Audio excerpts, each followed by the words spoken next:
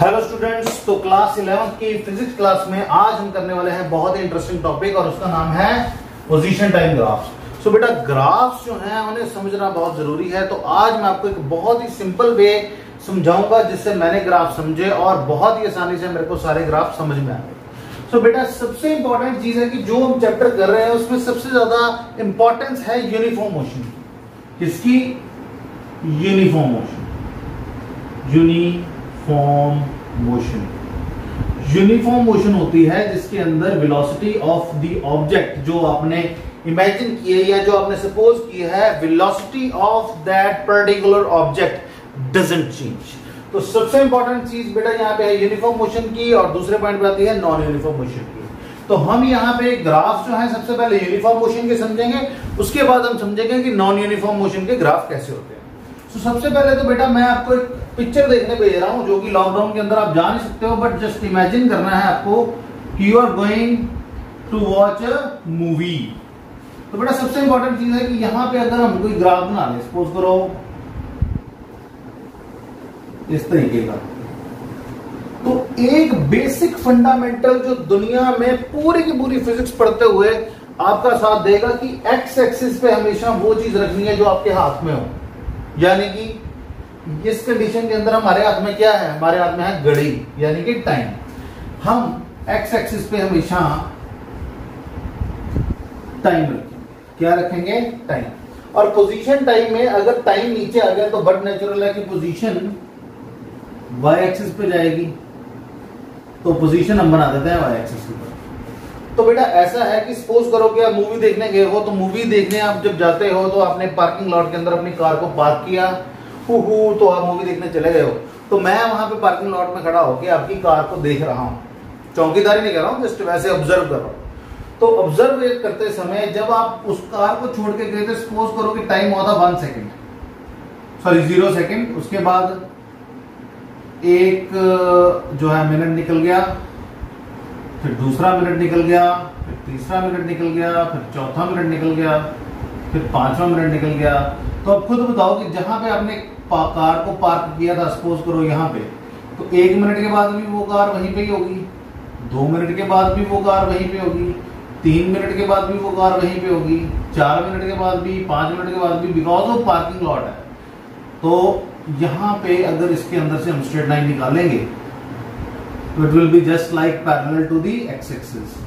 तो बेटा जब आपके पास टाइम बदलने के बावजूद, टाइम बढ़ने के बावजूद पोजीशन में कोई फर्क नहीं आ रहा, then this will be the graph of the body at rest. जब बॉडी रेस्ट पे है यानी कि कार रेस्ट पे थी, टाइम गुजर रहा था, पोजीशन चेंज नहीं हो रही थी, तो इस तरीके का ग्राफ पोजीशन टाइम का कभी भी आए तो आपने सीधा बोल देना है कि यहाँ पे ये बॉडी जो है वो रेस्ट पे है।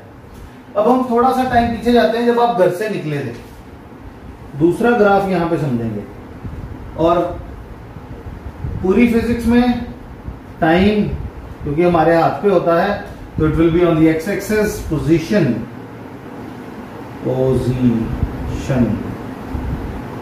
will be on the y-axis। तो सपोज करो कि आपने अपने घर में एक मोमबत्ती पे हाथ रखा और कसम खाई कि आज मैं यूनिफॉर्म मोशन के साथ ही जाऊंगा।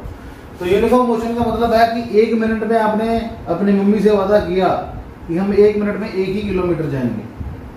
तो ये 1 किलोमीटर था, ये 2 था, सपोज करो 3 था, सपोज करो 4 था, 4 किलोमीटर दूर मॉल था जहां पे आपने जाना था।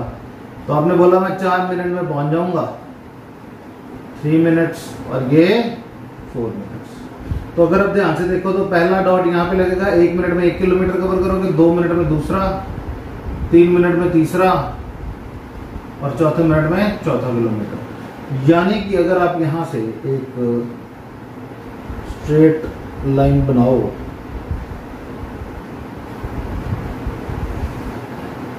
ऊपर को, तो ये एक स्ट्रेट लाइन बनेगी, हालांकि मेरी नहीं बनी है, तो यू में ट्राई कि आपकी लाइन स्ट्रेट बने।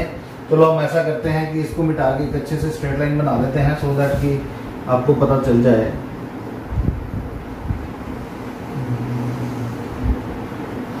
सो एक स्ट्रेट लाइन जब भी बेटा आपको मिलेगी बिल्कुल स्ट्रेट, तो इसका मतलब होगा कि हमारी जो बॉडी है that is an uniform motion, uniform motion. और क्योंकि ये आगे को बढ़ रही है ऊपर को, तो इसको हम बोलेंगे इन पॉजिटिव डायरेक्शन या इन फॉरवर्ड डायरेक्शन बोल देते हैं, फॉरवर्ड, FORWARD, यानी कि आप घर से दूर जा रहे थे, आगे जा रहे थे, तो फॉरवर्ड डायरेक्शन। अब ऐसे ही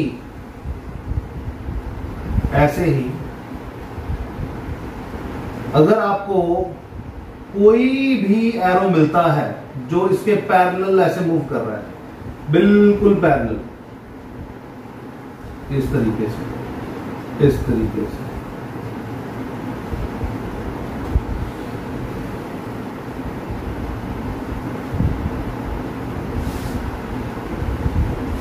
ग्राफ बनाते समय बेटा इस चीजों का जो है वो बहुत ध्यान रखना पड़ेगा आपको।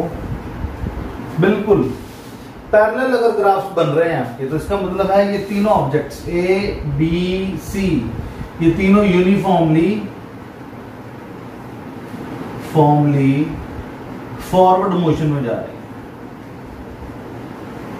कहां पे जा रही है? यूनिफॉर्मली फॉरवर्ड मोशन कर रही है, ठीक है। और बेटा जब आप घर वापस आओगे है इसके अंदर, अब हम शॉपिंग मॉल से घर पे आएंगे और यूनिफॉर्मली आएंगे, बिकॉज हमने कसम खाई थी कि आज हम यूनिफॉर्म में ही ट्रेवल करेंगे, यानी कि यूनिफॉर्मली मोशन में ही। तो एक्स एक्सिस पे हमेशा की तरह हमने टाइम ले लिया, वाई एक्सिस पे हमने ले ली पोजीशन। तो बेटा चेक कर लो इसको। तो अब इसका जो ग्राफ है वो कुछ इस तरीके से बनेगा बेटा, स्ट्रेट नीचे को।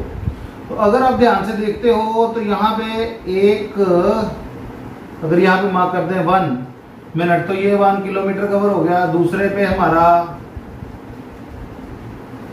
दूसरा किलोमीटर कवर हो जाएगा, तीसरे मिनट में हमारा तीसरा किलोमीटर कवर हो जाएगा। ऐसे ही जो यहाँ पे सॉरी उल्टा बना देते हैं, तो इसी तरीके से हमारे पास इक्वल डिस्प्लेसमेंट्स के साथ हम यहाँ पे पहुंच जाएंगे। तो ये देखो 1 2 3 4 5, सो 5 मिनट के अंदर हम घर पहुंच जाएंगे 5 किलोमीटर दूर से। तो जरूरी नहीं है कि आपका जो है वो ग्राफ ऐसे का ही बने हमेशा, वो कर्व्ड भी हो सकता है। पर अगर कर्व आती है ग्राफ में कहीं पे भी, तो वो यूनिफॉर्म नहीं होगा, नॉन यूनिफॉर्म हो जाएगा उसी वक्त। अगर स्ट्रेट लाइन नीचे को आती है तभी उसको हम यूनिफॉर्मली मूविंग ऑब्जेक्ट बोलेंगे, मूविंग ऑब्जेक्ट बोलेंगे, जो के रिवर्स ऑर्डर में आ रही है, रिवर्स ऑर्डर में। वो इसलिए बिकॉज फॉरवर्ड को आपने माना था जब आप घर से दूर जा रहे थे, तो रिवर्स होगी जब आप घर के पास आ रहे हो। तो ये बेटा थे हमारे 4 ग्राफ जो सिर्फ यूनिफॉर्म मोशन के साथ रिलेट करते हैं। तो अगर आपको ये देखना है कि नॉन यूनिफॉर्म मोशन के ग्राफ कैसे होते हैं, तो वो भी मैं आपको समझा देता हूं यहां पे अभी। तो नॉन यूनिफॉर्म मोशन के अंदर हमारे पास जो ग्राफ्स बनते हैं वो बेटा बेसिकली कर्वेचर के होते हैं। जैसे फॉर एग्जांपल यहां पे टाइम है, यहां पे पोजीशन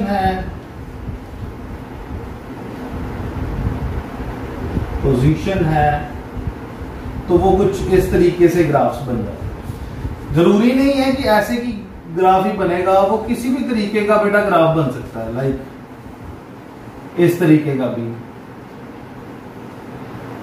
पोजीशन एक्चुअली क्या है, नॉन यूनिफॉर्म के केस में होता है जो हम अपनी जिंदगी जीते हैं। कभी एक्टिवा चलाई स्पीड में, कभी एकदम से रोक दी, कभी बहुत ज्यादा रेस दे दी तो पोजीशन बढ़ गई। कभी एक बार हमने क्या किया, एक जगह पे खड़ी कर दी ट्रैफिक लाइट पे, तो वैसे ही चल रही है, थोड़ी आगे पीछे कर रहे हैं बस। तो इस तरीके से बेटा हमारे जौन से भी ग्राफ्स होंगे जिसके अंदर कर्व्स एसोसिएट हो जाएं, उसको हम बोलेंगे position time graphs of non uniform motion और वेरिएबल मोशन। और इसकी जगह पे आप लिख सकते हो वेरिएबल मोशन। तो बेटा जैसे कि कल हमने एक आर्टिकल किया था बहुत इंपॉर्टेंट रिलेटिव वेलोसिटी का, तो उसके साथ एसोसिएटेड मैं आपको 3 ग्राफ्स यहां पे समझाऊंगा, तो वो भी बड़े इंपॉर्टेंट है। तो क्योंकि रिलेटिव वेलोसिटी में ज्यादातर हम स्ट्रेट लाइन मोशन लेते हैं और यूनिफॉर्म मेथड ही कंसीडर करते हैं, तो यूनिफॉर्म मोशन के अंदर, यूनिफॉर्म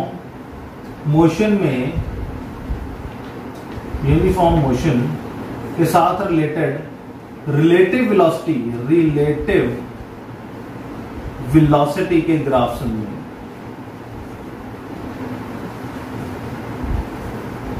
तो इसके अंदर क्या है बेटा कि देखो, अगर आप ध्यान से देखो तो सपोज करो कि दो लाइंस आपके पास बिल्कुल पैरेलल जा रही है,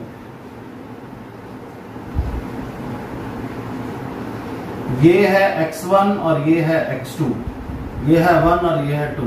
सपोज करो कि दो बॉडीज ने इकट्ठे एक दूसरे के साथ रेस लगानी शुरू की थी और दोनों यूनिफॉर्म मोशन में जा रही हैं, तो उन दोनों के बीच का डिस्टेंस हर एक पॉइंट पे क्या रहेगा, same.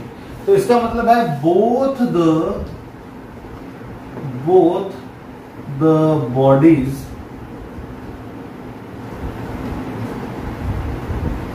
Are moving with constant velocity।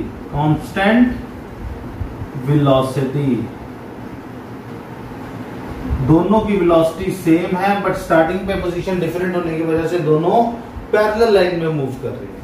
तो दूसरा ग्राफ बेटा इसका जो है वो कुछ इस तरीके से नजर आता है। ये समझना पड़ेगा आपको। यहाँ पे टाइम है, एक्स एक्सिस पे बेटा हमेशा टाइम लेना है। यहाँ पे हमने टाइम लिया नहीं था तो टाइम बना देते हैं, यहाँ पे पोजीशन बना देते हैं। So here it will B position. तो इस केस के अंदर क्या है कि सपोज करो कि एक जो है वो ऐसे स्ट्रेट लाइन में जा रहा है x1, एक जो है वो ऐसे जा रहा है, ऊपर को चलेगा x2। तो इस बात में स्पेशल ये कंसीडर किया जा रहा है कि v2 की velocity will be greater then v1, because वो देखो कम टाइम के अंदर उसने अपनी पोजीशन कहां ले गया और ये इसकी जो पोजीशन है वो कहां पे है।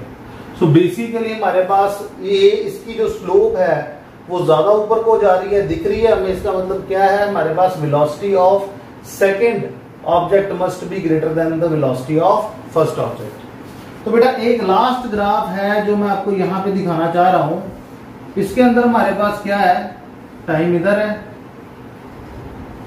पोजीशन इधर है। तो इसके अंदर सपोज करो कि जो बॉडी नीचे थी जो ऊपर थी, अब रेस में एक दूसरे से आगे निकल सकते हैं हम। तो ये x1 हो गई और ये x2 होगी। इसका मतलब ये है कि हमारे पास जो स्लोप है वो किसकी ज्यादा है, x1 की, और कम किसकी है, x2 की। तो ये शो करता है कि v2 is less than v1। सो बेटा ये यूनिफॉर्म मोशन के ही है तीनों केसेस। यहाँ पे एक बार जो वेलोसिटी हमने ले ली वो वेलोसिटी चेंज नहीं हो रही। इस केस में दोनों की velocity v1 is equal to v2 थी, इसलिए उनका जो म्यूचुअल डिस्प्लेसमेंट थी वो चेंज नहीं हो रही थी। इस केस के अंदर हमारे पास velocity of second object was more than the velocity of first object. इस केस के अंदर हमारे पास velocity of first object is more than velocity of second object. तो यहां पे हमारे पास ये जो होगा that will the point of overtaking, जब पहली ऑब्जेक्ट दूसरी ऑब्जेक्ट को ओवरटेक कर जाएगी। सो ये वाला पॉइंट जो होगा, this point will be called as point of crossing बोल दो और ओवरटेकिंग बोल दो। ओवर क्रॉसिंग क्रॉसिंग और ओवरटेकिंग। सो इस तरीके से बेटा you can understand the graphs very well. I hope आपको ग्राफ सारे समझ आ गए होंगे। और जिसको कोई भी दिक्कत है वो मेरे को 9023241112 पे कॉल कर सकता है और अपनी प्रॉब्लम्स पूछ सकता है। Thank you very much.